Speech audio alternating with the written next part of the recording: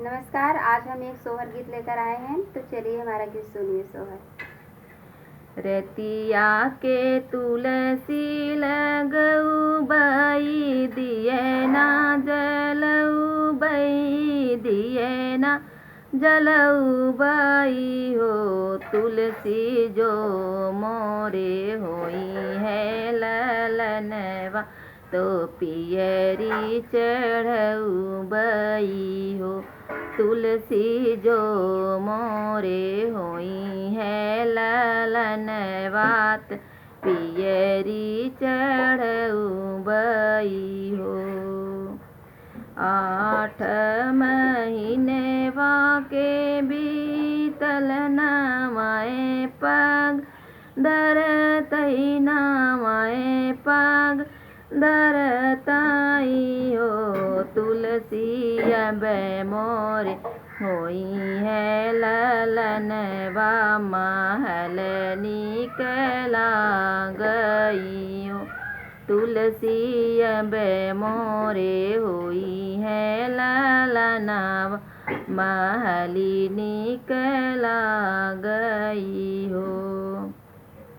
होत बियन फाटेल होरीला जन्म ले की होरीला जन्म लेन हो तुलसी आज घर बाजेला बधैया भवन निकला गई भवन निकला गई हो।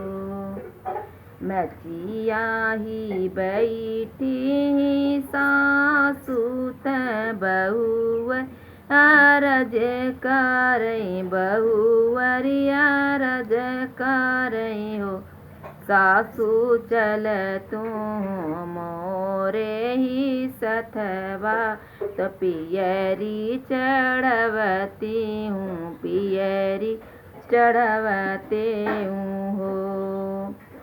एक हाथ लिए ले पियरिया दूसरे में ललनवा दूसरे में ललनवा न हो बहु छमकी के चढ़े तू चौतरवा की पियरी चढ़वती हूँ दिए ना जलवती हूँ हो। रेतिया के तुलसी लगऊ बई दिए ना जलऊ बई दिए ना जलऊ बई हो तुलसी अब मोरे होई गे ललनवा में पियरी चढ़ऊ बई।